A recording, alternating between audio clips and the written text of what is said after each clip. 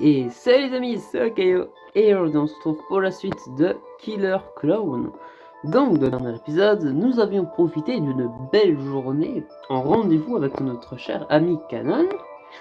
Mais ce rendez-vous n'était pas si bien que ça, parce qu'au final Canon voulait nous faire plaisir en nous faisant faire le plus de trucs possible, et on s'est retrouvé à passer 2 minutes à chaque activité.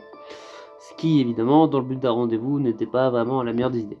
Au final, on lui fait entendre raison, et on retourne à un endroit qu'elle avait bien aimé, on avait bien aimé aussi, et bref, patati patata, on passe un moment.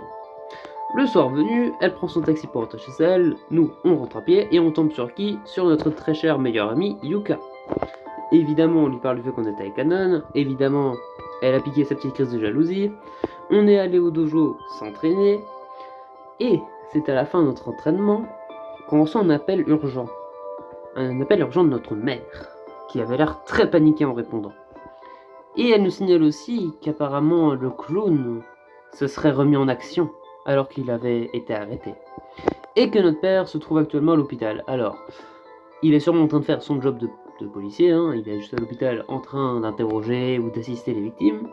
Ou peut-être que c'est lui qui a été victime du clown. Ça, on ne le sait techniquement pas encore. Donc on va continuer et voir ce qui se passe. Alors c'est parti. Yuka et moi nous rendons à l'hôpital aussi vite que possible. Je crains que nous ayons fait une erreur. Un million de questions me traversent l'esprit. Si nous avions le mauvais type, qui est la dernière victime, mais est-ce que papa va se remettre? Ma mère nous aperçoit en train d'arriver. Ah, Thomas. Ouais, papa, il va bien? Yuka prend ma main et la serre fort, mais je suis trop distrait pour le remarquer. Il est en salle d'opération. Nous ne sommes pas autorisés à communiquer des détails civils, mais il y a été blessé en essayant d'appréhender le suspect. C'est entièrement de ma faute. Nous avons attrapé le mauvais type, pas vrai? Ma mère secoue la tête et me serre dans ses bras. Nous connaissons les risques liés à nos métiers. J'ai aussi besoin que tu sois prête, Thomas, au cas où... Elle s'arrête, retourne ses larmes. Je comprends. T'en fais pas, maman. Ma mère serre également brièvement Yuka dans ses bras avant de se racler la gorge. Vous devriez aller voir comment vont vos amis. J'ai entendu dire que la victime était de votre lycée. Nous n'avons pas pu les joindre à temps. Je suis désolé. Mon cœur chavire. Canon. Yuka tressaille en sortant de son téléphone, pensant probablement à la même chose. À notre grand soulagement, Canon répond immédiatement. Yuka t'explique la situation et en jugé par la discussion téléphonique, elle est tout aussi surprise que nous. Qui est la victime? Nous ne sommes pas autorisés à le dire, mais je crois que vous allez vite le savoir. Maintenant, si vous voulez bien m'excuser, je dois retourner travailler. Avant qu'elle ne puisse s'éloigner, je lui fais un gros câlin. Fais attention. Elle sourit gentiment et me tapote la tête. C'est toi que j'aimerais dire ça. Ne fais rien d'imprudent, d'accord? Même si ton père et moi sommes fiers de toi, tu en as assez fait. Je ne veux pas que tu sois impliqué de cette affaire plus que tu n'as déjà. Mais, il n'y a pas de mais. Je ne veux pas vous perdre tous les deux. Je tourne le regard et hoche la tête. Ok, je t'aime. Je pars peu après, ne voulant pas inquiéter davantage ma mère. Silencieux, je traverse le couloir très animé de l'hôpital et en compagnie de Yuka. Thomas, Elle se retient de parler alors que je lui fais un sourire forcé. Et à la place, elle prend ma main et la serre fort. Au cours des jours suivants, l'atmosphère se modifie. Mon père est stable, bien qu'en son intensif. Et la nouvelle de la dernière victime prend la ville d'assaut. Certains sont indignés, et la plupart ont peur, mais nous allons tout de même en cours. Les nouvelles au sujet de Sachi sont déjà parvenues à la plupart des élèves, mais pas en ce qui concerne la dernière victime. Jusqu'à ce qu'un matin, nous aperçuons un bouquet de fleurs sur le bureau.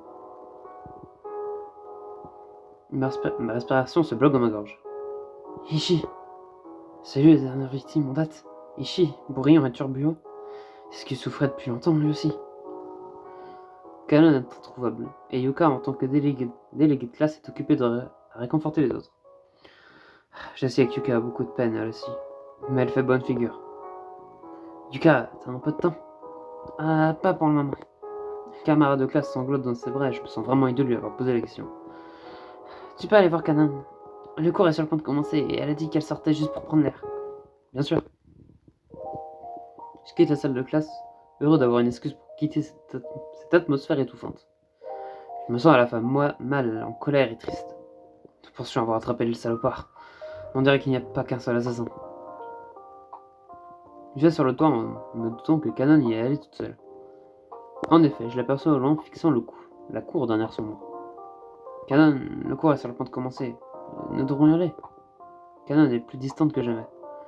Depuis que la nouvelle d'un nouveau meurtre a commencé à circuler, elle s'est plongée dans ses investigations. Compte tenu des couvre-feux récemment instaurés dans notre ville, ses déplacements sont limités. Et elle loge chez des parents malgré la distance. Thomas, à ton avis, quelle est la raison de tout ça? Canon se retourne vers Vague. Je fronce les sourcils. Elle laisse échapper un soupir avant de baisser les yeux vers la cour. Les choses sont plus complexes que nous le pensons. La police pense qu'il s'agit d'un acte collectif, mais ils n'ont pas trouvé de preuves allant dans ce sens. Les médias disent aussi que le type que nous avons attrapé est dans un état catatonique depuis, presque comme s'il avait perdu toute sa personnalité. Nous l'avons attrapé, pas vrai? Alors pourquoi Sashi, Ishii et mon frère sont-ils partis? Je sais pas. Alors que je m'approche, Canon se mord les lèvres jusqu'au sang. Ishii, pourquoi n'ai-je pas remarqué que quelque chose n'allait pas? Canon, je sais ce que tu ressens, Qu'est-ce que tu en sais? C'est de ma faute, n'est-ce pas? C'est exactement comme avec mon frère. On n'a jamais raconté ce qui est arrivé à son frère exactement. Canon. Je lui prends la main et elle s'effondre dans mes bras en pleurant. Elle s'accroche à ma chemise, le sang de sa lèvre s'étale dessus alors qu'elle se penche vers moi. Je ne te l'ai jamais dit, pas vrai? À propos de mon frère. Je secoue la tête et je nous guide sur le côté, pour que nous puissions nous asseoir près de la rambarde. Yuka nous couvrira, alors si tu veux parler, j'ai tout mon temps. Canon hoche la tête et elle s'appuie sur mon épaule en regardant le loin. Tu te souviens comment j'ai théorisé que le clone ciblait ceux qui ne peuvent pas sourire? Il y a quelques années, mes parents se sont séparés. Ils se détestaient, à tel point que je ne me souviens pas d'une journée passée sans dispute. Mon frère et moi étions proches, aussi proches que toi, Yuka, mais nous avons été séparés lorsque nos parents ont divorcé. Il n'a pas très bien accepté leur divorce. Il a dû être transféré dans une nouvelle école et a perdu tous ses amis et sa famille. Tous ses liens ont été coupés à cause de la mesquinerie de nos parents. Il a sombré dans la dépression. Il me téléphonait sans cesse. Il voulait me parler. Mais je n'ai pas compris. Je lui ai dit d'arrêter de m'embêter parce que nos parents se mettaient en colère. Et avant que je me rende compte, il était parti. J'ai un pincement au cœur. Je suis vraiment désolé. Son visage était peint comme celui d'un clone quand ils l'ont trouvé. Il est mort étranglé après s'être enfui de la maison. Canon se tait. Peut-être que si j'avais fait les choses différemment, si j'avais parlé plus avec lui, peut-être que si je ne l'avais pas ignoré. J'ai fait la même erreur avec Sashi. Elle me faisait penser à lui, mais j'étais tellement obnubilé par l'affaire que... Elle renifle. Rien de tout cela n'est de ta faute, Canon. Tu ne comprends pas. Je secoue la tête et la regarde droit dans les yeux. Nous avons tous nos regrets. Mon père est à l'hôpital à cause du clown, et Ishii, je l'ai aussi ignoré à cause de l'affaire. Mais nous ne pouvons pas nous blâmer pour des choses indépendantes de notre volonté. Canon hoche la tête et s'appuie sur mon épaule en silence. La meilleure chose que je puisse faire pour le moment est d'être là pour elle. Canon souffre et a besoin de quelqu'un à ses côtés. Au bout d'un moment, les larmes de Canon s'arrêtent et elle serre ma main. Nous passons les minutes suivantes en silence. Merci Thomas. Je serai toujours là pour toi, quoi qu'il arrive. J'espère que tu le sais. Elle acquiesce en souriant tendrement. Canon se lève et tend la main. Viens, nous sommes probablement en retard. Nous pouvons rester un peu plus longtemps si tu veux. N'importe quoi. Rester ici et éviter le monde ne nous aidera pas dans notre enquête. On dirait qu'elle est prête à continuer. Je devrais faire de même. C'est vrai, je te suis. Canon sourit. Malgré sa douleur, elle choisit d'avancer. Comme moi. Après le cours, Canon et moi décidons d'attendre Yuka. En tant que délégué de classe, Yuka est appelée en salle des profs tout à l'heure, mais c'était pas encore revenu. À ton avis, où est-elle? Je sais pas. Canon pose un doigt sur son manteau tout en réfléchissant. Je ne veux pas perdre de temps. Ce serait peut-être mieux si tu allais la chercher. Tu es pressé?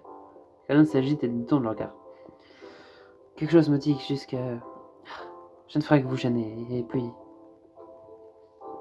Canon se retourne pour ramasser son sac. Tu as un don avec les mots, Thomas. C'est charmant. Je comprends pourquoi Yuka est ici attachée à toi. Avant que je ne puisse répondre, Canon s'en va. Ça va aller? Ouais, je vais vous attendre dans un café. Nous devons préparer notre prochaine manœuvre, alors tu ferais mieux de préparer son ami. Elle fait un dernier signe avant de disparaître au coin de la rue. Maintenant, où vais-je trouver Yuka? Je déambule dans les couloirs en passant devant la salle des professeurs et quelques autres salles de classe tout en cherchant Yuka. En chemin, je tombe sur ma prof principale.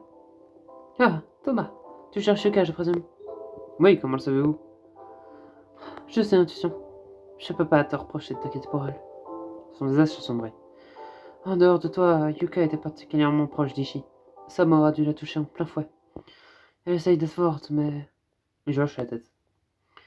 Elle s'est tellement occupée d'aider les autres qu'elle n'a pas cherché à savoir ce qu'elle ressentait. Elle acquiesce. Je sais que c'est un peu bizarre, mais si tu la vois, peux-tu lui rappeler de rendre ses devoirs aussi? D'accord. Elle hoche la tête avec fermeté et pointe du doigt l'arrière du bâtiment. Je l'ai vu s'envoler vers le terrain de sport. Tiens-lui compagnie, Thomas. D'autres ont essayé de la convaincre de se confier, mais... Bien sûr, merci. Elle sourit tandis que je pars en courant. J'attends le change jusqu'au moment où le soleil commence à descendre à l'horizon. La teinte orangée peignant l'herbe d'une nuance chaude. En raison du couvre-feu, même les activités sportives ont été interrompues, ce qui donne à l'endroit un air de désolation bien qu'en apparence un peu paisible. Je perçois Yuka au loin qui marche toute seule sur la piste, apparemment perdue dans ses pensées. Yuka! Yuka ne semble pas me remarquer ni m'entendre l'appeler. Je sprinte vers elle à toute vitesse. Hey Yuka! Voilà, voilà! Yuka m'esquive alors que je passe en trombe et m'arrête en soulevant de la poussière au passage. Ah, t'es donc réveillé au final. Thomas, qu'est-ce que tu fais ici? Je te cherche évidemment. Yuka est la surprise, mais elle se met vite à rire nerveusement à mon approche. Ah, je voulais juste prendre l'air. J'ai entendu dire que les clubs rentraient chez eux plus tôt que prévu, alors c'est le moment ou jamais. Tu peux attendre près des gradins ou continuer. Yuka regarde de loin. J'ai besoin de passer un peu de temps ici. Yuka se détourne et vite mon regard et commence à avancer. J'ai besoin de m'éclaircir les idées. Je vais te laisser tranquille, mais sache que je serai toujours là pour toi. Yuka semble sur le point de dire quelque chose, mais se retient. Je vais jusqu'au gradin et j'observe Yuka de loin, alors qu'elle fait le tour du terrain. Quelques minutes passent et elle finit par courir dans ma direction. Tu es prête à partir? Ouais. Je pense que j'ai juste besoin d'un peu plus de temps pour digérer les choses. Nous sommes tous pareils, prends tout le temps qu'il te faut. Alors que nous nous dirigeons vers les grilles, je prends sa main dans la mienne. Elle sourit avec douceur. Nous retrouvons Canon. Canon et décidons d'aller chez moi. Je sors l'album photo dans lequel j'ai vu mon oncle pour la première fois. J'ai lu le dossier sur ton oncle. Il y a quelques années, on a affirmé qu'il y avait un masque qui ressemblait beaucoup à celui que nous avons vu. Mais où est-il maintenant? Est-ce que ça pourrait être surnaturel? Ah, des clones fantômes! Canon hausse les épaules tandis que nous parcourons l'album. Yuka ne cessant de se frissonner. Attends, c'est lui? Canon montre une vieille photo sur laquelle mon père et mon oncle sont beaucoup plus jeunes. C'est la maison familiale. Ma mère rentre accompagnée de mon père. Vous êtes de retour? Mon père sourit d'un air malicieux. Il faudra plus qu'un coup de couteau pour se débarrasser de moi. Je cours vers mes parents et les serre dans mes bras. Lorsque nous nous séparons, ils affichent tous les deux des expressions inquiètes. Tu ne vas pas lâcher l'affaire, pas vrai? Ouais, cette affaire ne se résume pas à un simple tueur, et puis j'ai... Non, tu dois arrêter ça. Et si... Mon père relève la main et l'interrompt. Mais chérie, j'ai confiance en lui, Ray. Il a prouvé que certaines choses échappent aux techniques d'enquête habituelles. Mon père s'assoit, parcourt les pages et tombe sur une photo d'une vieille maison de famille. C'est le masque que tu cherches. Je regarde la page et mes yeux s'escarquillent. Yuka, Canon et Canon regardent aussi la photo de plus près. Il nous a question tous à l'unisson. C'est bien ça. Le masque du clone meurtrier. Chérie, tu n'es pas sérieux. Le clone ne se montrera à la police que lorsqu'ils sont seuls. Si nous voulons le capturer, nous devons travailler au sein d'une petite équipe. Alors tu sais où trouver? Mon père hoche la tête et reste silencieux pendant un moment. La maison familiale, où nous vivions ton oncle et moi. Et voilà donc, plus de révélations sur ce fameux clown tueur. Est-ce en réalité notre oncle qui n'est pas réellement mort d'un cancer et qui n'est pas réellement mort d'une exécution en prison? au final, se serait-il échappé ou aurait-il survécu pour recommencer ses meurtres? Et pourquoi est-ce qu'ils n'y ont pas pensé plus tôt aussi? J'ai envie de dire, masque d'un clown, peut-être une ou deux personnes qui ont survécu qui l'avaient vu, je ne sais pas, peut-être, fallait faire le lien plus tôt. Enfin bref. Ce sont des policiers et puis voilà, on leur fait confiance, hein. Mais des fois on ne devrait pas. Et ouais. En tout cas, j'espère que cet épisode vous aura plu. Si jamais c'est le cas, n'hésitez pas à vous abonner, à lâcher un like. C'était Okayo. Allez, salut!